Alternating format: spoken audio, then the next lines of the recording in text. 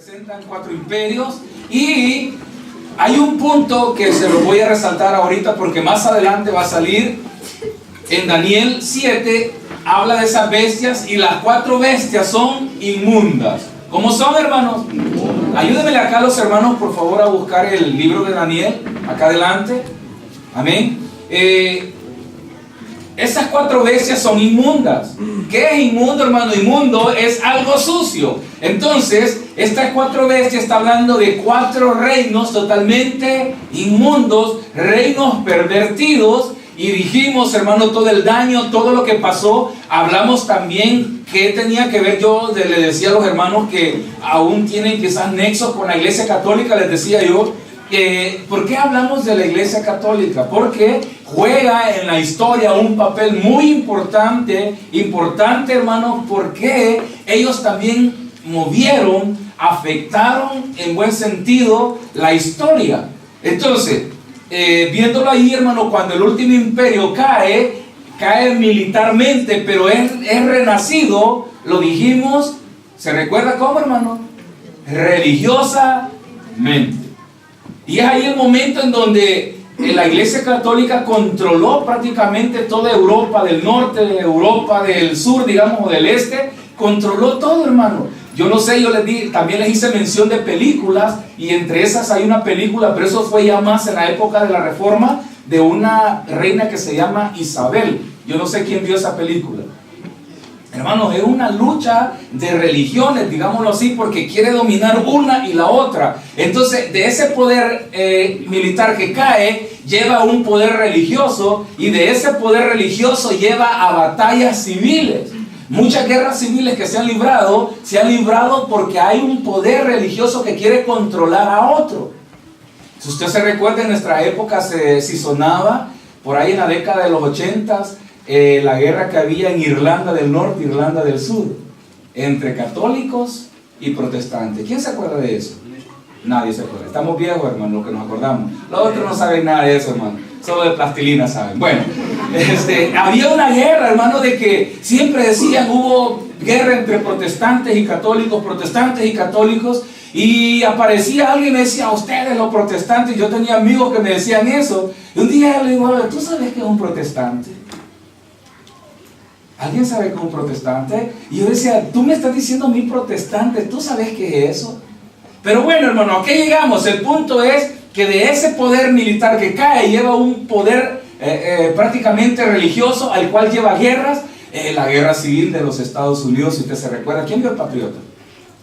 Nadie lo vio, ¿verdad? Bueno, entonces esa guerra civil fue originada por cuestiones religiosas, solo que la historia no se lo cuenta, hermano. Óigame, había un poder ahí, hermano. Si usted se recuerda, a los del sur los estaba apoyando España, a los del norte los estaba apoyando Inglaterra. Y si usted se recuerda, Inglaterra era protestante, era una nación totalmente, digámoslo así, cristiana, y el sur era totalmente apoyada por España, era católica. Esa guerra civil se libró por ese punto. Luego en nuestro país, hermanos, lo que pasó, hermanos, otra historia. Pero bueno, ¿a qué quiero llegar? De que entonces el poder militar cae, pero el religioso también golpea. Mire, hermano, entonces ahora en este capítulo 8 empieza a hablar Daniel acerca de otra visión. Y anteriormente, mire, Daniel ha tenido varias visiones, y en el 7 dice que en el primer año de Belsasar, el primer año estamos hablando, lógico, el primer año, pero en el 8 dice, ¿en el cuánto año dice, hermano? O sea que habían pasado 2 años de una visión. Oye, hermano, habían pasado 2 años de una visión a la otra, y dice que él estaba... apareció, dice, una visión a mí, a Daniel, dice, después de aquello que me había aparecido antes, que había sido en el capítulo 7:2, y vi, dice, en visión, y ¿qué más dice, hermano? Lea. ¿Estaba en dónde? En Susa. Susa, deténgase ahí, era una ciudad principal del periodo del imperio babilónico. Susa es donde ahora es Irán. ¿Alguien ha visto los mapas y sabe dónde está Irán, Irak? No, ¿verdad? No nos interesa eso.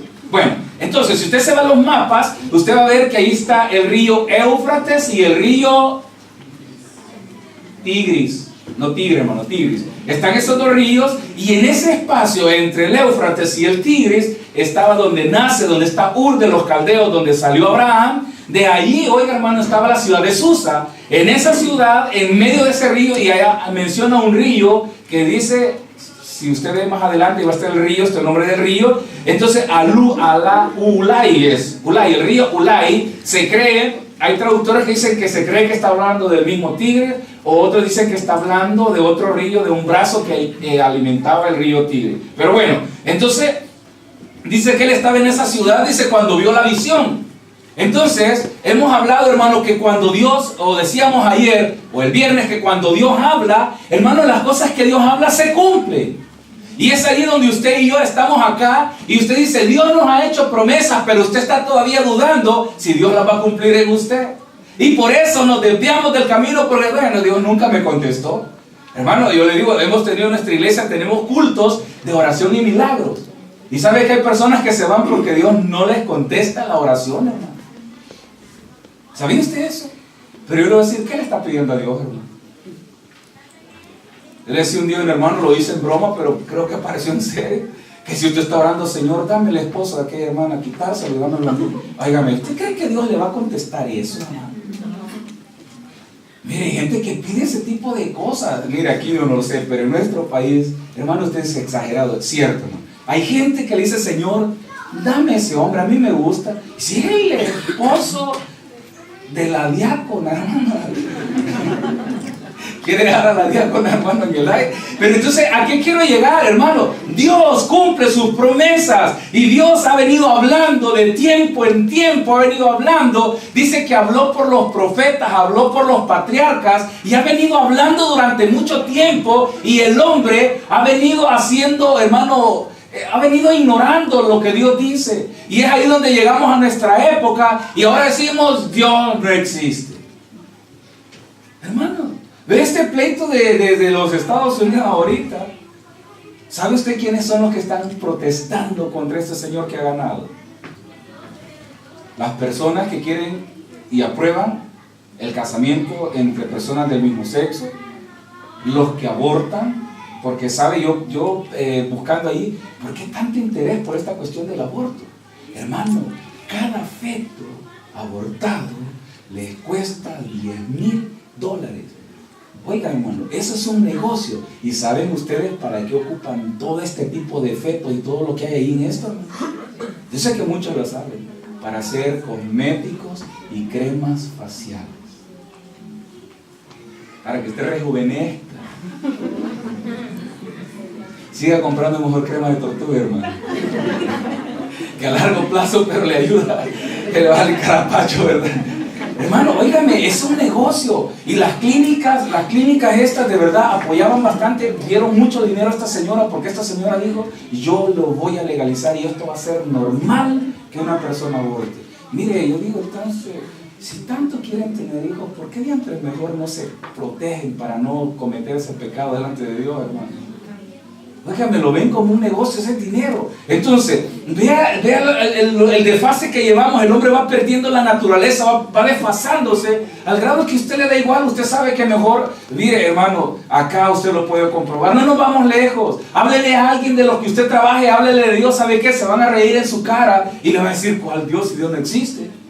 Si Dios soy yo, le dice todavía, porque yo me proveo todo. Hermano, qué blasfemia más grande, ¿verdad? Hermano, eso es blasfemar contra el nombre de Dios. Porque cuando el hombre dice yo, ¿sabe qué dice Dios? Vos no existís, soy yo.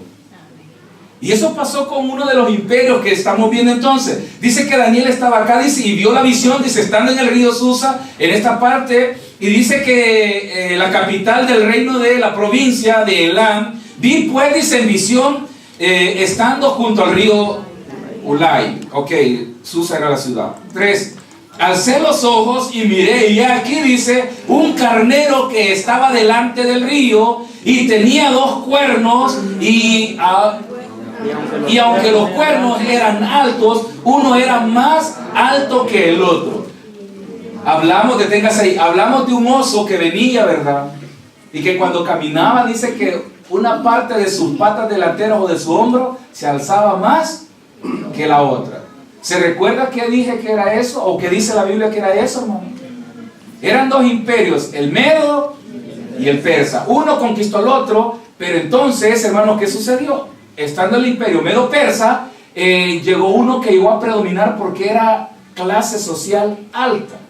Entonces eso significaba ese parte de la espalda alta del oso. Luego acá habla de dos cuernos, pero ahora ya es un carnero, ya no es un oso. Y ese carnero tiene dos cuernos y un cuerno es más grande que el otro. Entonces está siempre representando el imperio medo-persa y los cuernos son las dos clases sociales, medos y persas. El cuerno más grande, entonces eran los medos. Más adelante dice de que estaba, dice, tenía uno más grande que el otro. Dice, seguimos, y el más alto creció después. Más adelante, el 4, vi que en el carnero iría con los cuernos al occidente y al norte y al sur, y que ninguna vez se podía parar delante de él, ni había quien escapase de su poder, y conforme su voluntad se... Espérese, deténgase, hermano, que en orden. Dice, vi que el carnero hería con los cuernos al poniente, al norte, al sur,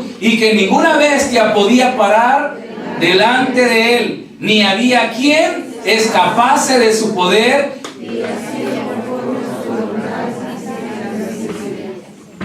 Entonces estamos hablando que este arremetió contra todo e hizo todo. El 5, mientras yo, dice, consideraba esto, es aquí que apareció, hermano, un macho cabrío. Deténgase, era una cabra.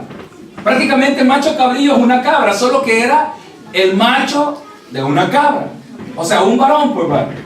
No, cuando dice macho cabrío no está hablando de una especie cualquiera, sino que es una cabra macho. Amén. O un cabro, pues, vaya. Vámonos ahí de un solo. Entonces, pero dice que ese animal, dice, él vio, dice, y venía, dice, un macho cabrillo. Siga leyendo.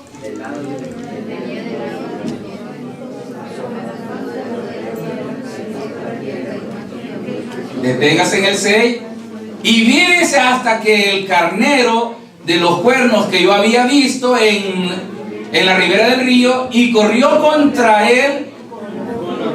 ¿Con qué corrió, hermano? Con furia y qué más, y fuerza.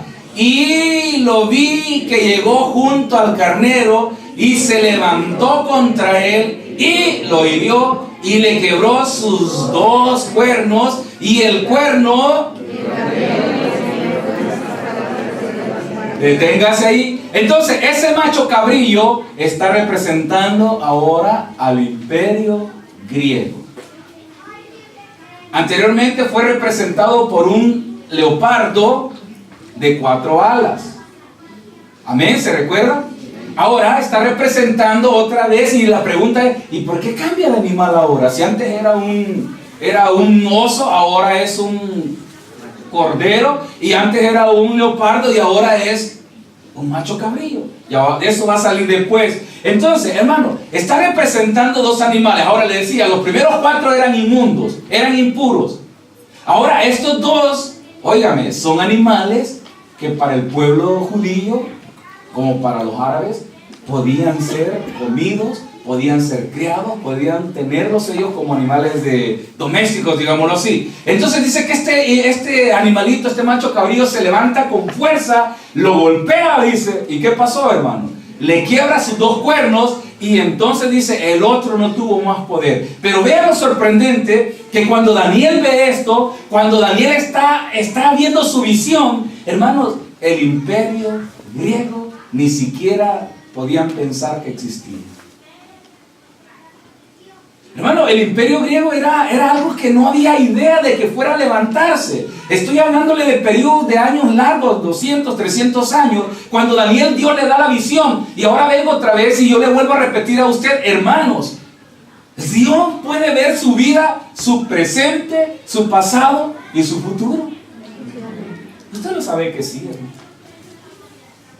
Hablábamos en el libro de Apocalipsis el día miércoles, que el 6º ángel sonó la trompeta. Y apareció el ángel y dijo, despertad. ¿Qué cosa, hermano? ¿Se recuerda? Oye, hermano, no vinieron el miércoles. ¿Quién no venido el miércoles? Despertad a los 4 ángeles que están en dónde, hermano. Uy, Dios mío. Hermano, espérese, ¿nos estamos entendiendo?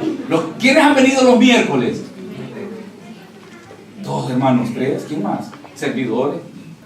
Ni uno, ni los servidores han venido. Entonces, en el Apocalipsis donde estamos leyendo, le dice, despierte, le dice a los 4 ángeles que están, le dice, entre el río Éufrates. Y yo les decía, esa parte, esa franja del río Éufrates, donde está todo el río Éufrates, se conoce como la ventana 1040, a donde hasta el día de hoy el Evangelio no ha podido ser predicado.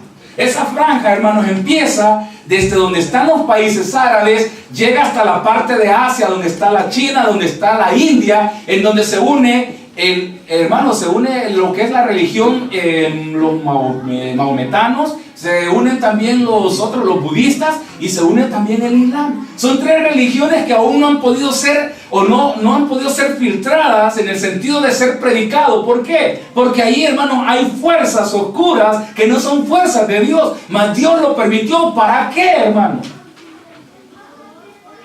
Leíamos que dice que esos ángeles fueron preparados y fueron puestos ahí para el día, para la hora, para el mes y para el año. Y es ahí donde decíamos, hermano, Dios tiene control de su vida.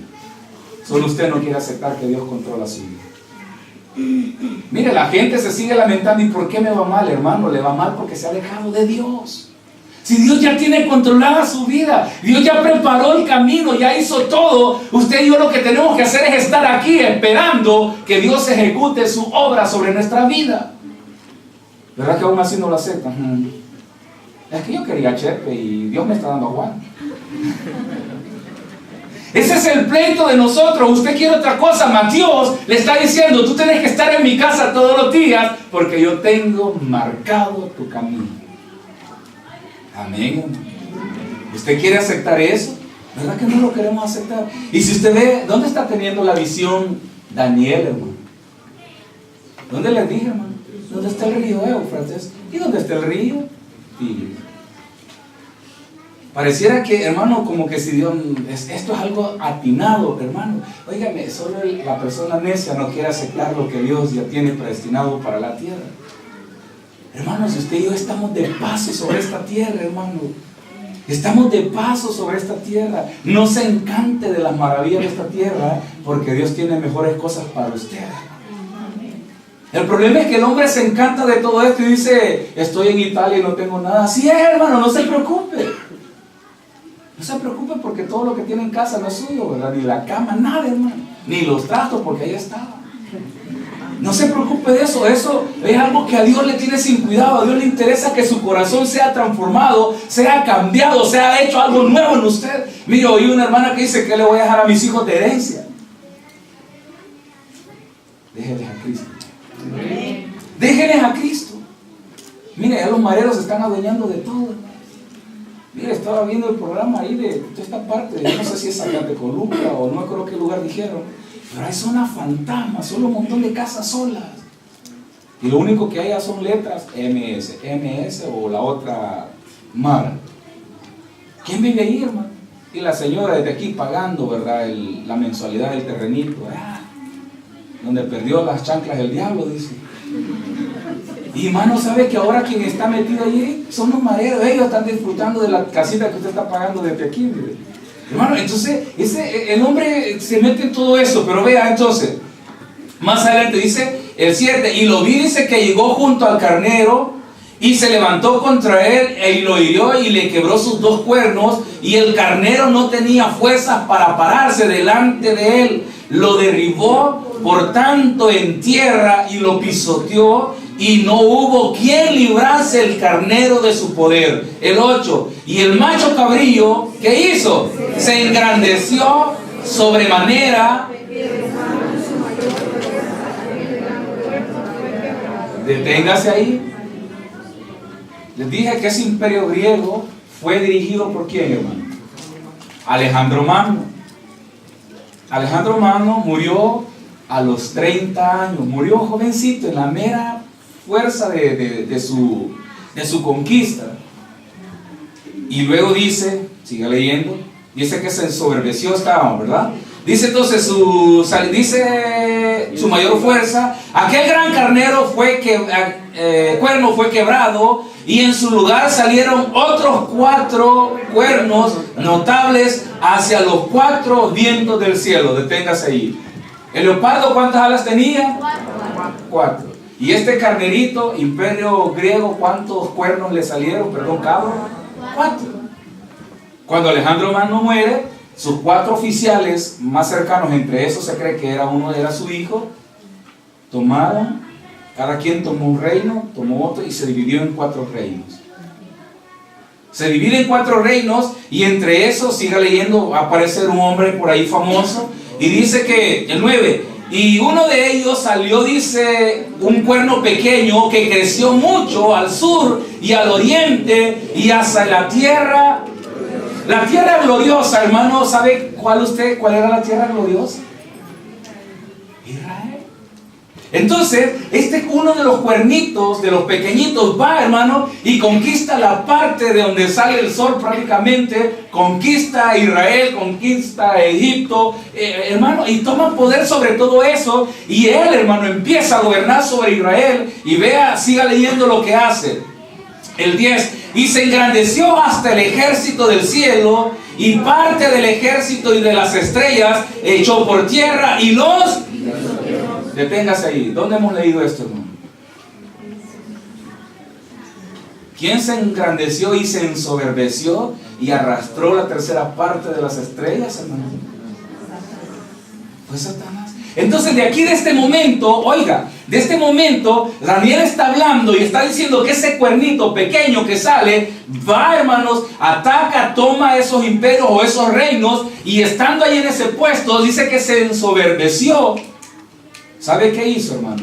Llega a Israel, prohíbe que se siga adorando a Dios Altísimo, y es ahí donde empieza el proceso de helenización sobre las tribus o los reinos que ellos tomaron. ¿En qué consistía esto? Consistía en que ellos empezaban a meter su cultura, y los griegos tenían algo, hermano. A ellos les gustaba investigar igual que ustedes.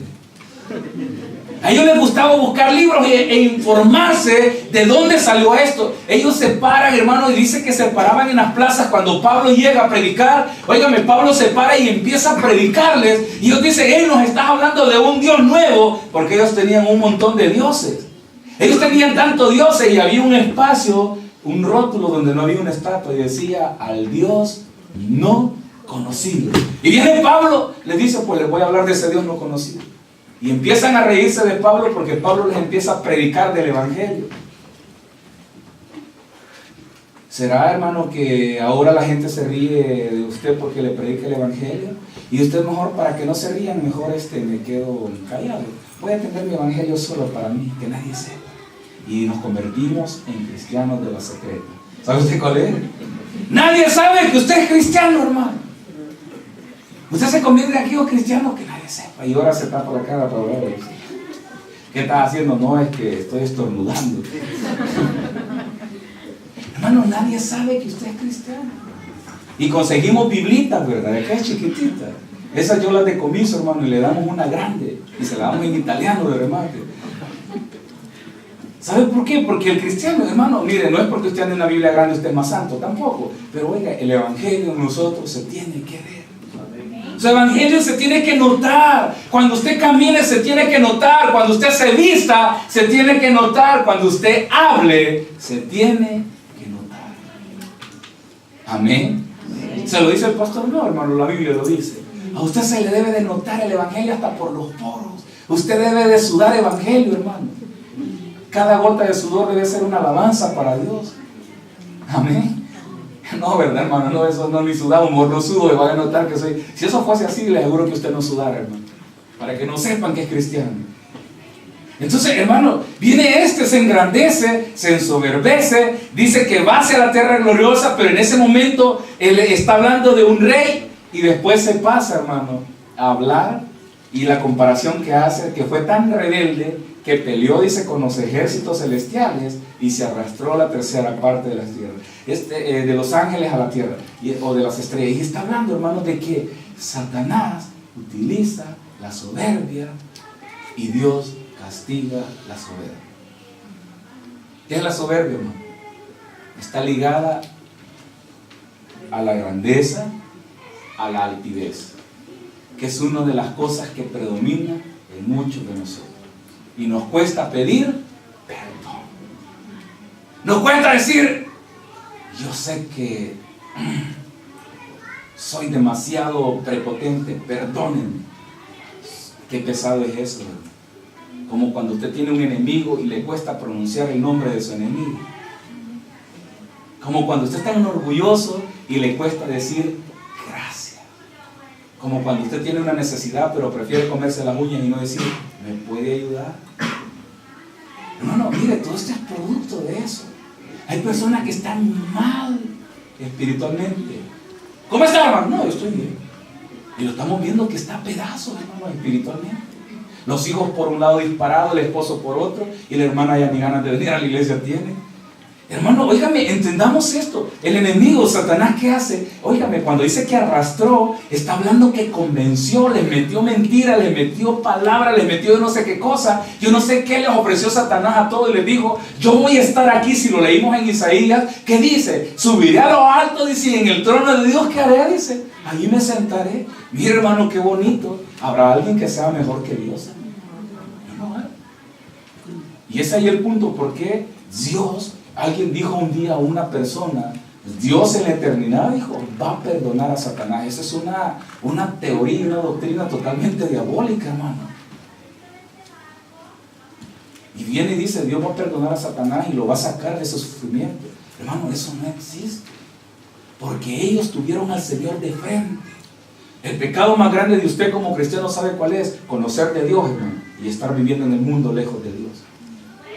Por eso dice que a los ángeles los guardó en prisiones oscuras y los tiene allí, dice, para el día del juicio, porque ellos tuvieron a Dios de frente. ¿Cómo lo tuvieron? Lo vieron a Él, lo vieron cara a cara, le cantaron a Él, vieron todo lo que Él hizo. Y sabe que aún así, ¿sabe a quién le creyeron, hermano? A Satanás. Satanás se levantó y le dijo, mira, le voy a dar una revolución aquí a Dios. ¿Me quieres ayudar? Y yo te voy a hacer general de miles. Mire, cuando un país cae en una revuelta, empieza de un militar o empieza de uno que tiene un rango alto, y este va y convence a otro, y este convence a los suyos, y ahí va, hermano. En una iglesia, cuando hay revuelta, ¿verdad? El copastor, mire, hermano, el pastor ya no funciona. ¿Qué dice? ¿Le damos en la nuca o creamos otra iglesia nosotros? Yo voy a funcionar, le dice. ¿A usted lo va a hacer diácono? ¿A usted lo voy a hacer, qué? Líder de alabanza. Usted, hermano, y empieza a crear ahí, de repente el pastor. Y los hermanos no fueron con el otro. Satanás hizo lo mismo. Satanás quiso hacer lo mismo, ¿no? Entonces, ¿a qué llegamos ahora? ¿Qué entendemos ahora? Dice que se ensoberbeció. El 11 dice, y aún dice, se engrandeció contra el príncipe de los ejércitos, y por él fue quitado el continuo sacrificio, y el lugar de su santuario fue echado por... Y este se llamó, hermano, Antíoco Epifanes IV. Este Antíoco Epifanes fue aquel que profanó el lugar santo, profanó el templo, profanó, hermano, ahí donde sacrificaban, óigame, un cordero al día o dos al día, era uno en la mañana, otro en la tarde. Este tipo llegó y dijo, basta, esto no se hace más. Y es como cuando llega alguien a usted y dice, no, a partir de hoy nadie me va a la iglesia, basta la iglesia. ¿Ha oído esa frase, hermano? Llega la señora, se casa, ¿verdad? Y después que casa el hombre, a partir de hoy, mi amor, no vamos a la iglesia, se acabó la iglesia. Yo iba a la iglesia para conquistarte, ahora sos mía y ya no vas más. Por eso le dije aquí, hermano, de que habla de dos animales. Los primeros habla que eran inmundos, los segundos eran animales que podían tener como animales domésticos. Y es ahí donde entra, ¿por qué le creyeron a este? Porque un judío, para creer algo, tiene que venir de su misma raíz. Un judío, usted le habla, él a mí no me puede oír, pero a otro judío le va a oír. Porque ellos son así. Entonces la pregunta es, ¿por qué estos le oyeron a este emperador Le creyeron a este emperador al grado que vino y dice que detuvo el sacrificio en el templo. Y esta profecía, hermano, va más adelante, que la vamos a encontrar en las 70 semanas de Daniel, en donde la Biblia nos habla de que falta una semana para que se cumpla el tiempo de la tierra. ¿Cuál es esa semana? No se sabe, hermano. No se sabe cuándo empieza. No se sabe, hermano, cuándo el periodo de la gracia terminará. Cuando la Biblia habla de que usted y yo estamos en la gracia, habla que tenemos la entrada ahora para llegar a la presencia de Dios. Va a llegar un momento en donde cantamos la alabanza, la puerta se cerrará. Y cerrar la puerta significaba abrirla hasta el siguiente día. Entonces la pregunta es, hermano, ¿en qué periodo estamos? ¿Usted está entendiendo lo que dice la palabra? Este tipo acá vino, hermano, quita el sacrificio del templo. Y quitando el sacrificio del templo, empieza la abominación hacia Dios. Cuando usted no adora a Dios, usted está adorando al diablo, hermano. Óigame, si usted no está adorando a Dios, usted está adorando a otro. Yo le decía a los hermanos el viernes, o está bajo la influencia de Dios, o está bajo la influencia del diablo. Pero no puede existir que usted tiene, mire, tengo un poquito de Don Sata, ¿verdad? Y un poquito de Dios. No puede tener esta cosa. Es como una mujer no puede ser esposa. Mire, yo soy esposa de aquel, pero también soy esposa de este. Hermanas. O su esposo es su esposo, pero también es esposo de la otra. No puede, no existe, no hay. Es ahí la palabra de Dios también dice lo mismo. O está bajo la presencia de Dios, o está bajo la presencia de quién. Eso lo decide usted. Eso lo decide usted. Y es ahí donde la palabra nos está advirtiendo. Regálele un aplauso, Señor. Padre, gracias por tu palabra, Señor. Padre, la bendecimos, Dios amado. Damos gracias a ti por lo que tú haces, Señor. Suplico que cada hermano, Señor, pueda tener ese entendimiento, Señor, de ella. Tú puedas hablar a sus vidas, Señor. Tú puedas hablar a sus corazones. Puedas hablar a sus mentes, Señor. Que cada día seas tú, Señor, trayendo claridad a nosotros, Dios. Que mis hermanos ahora aquí presentes, Señor, se den cuenta, Señor, cuánto te necesitan, Señor.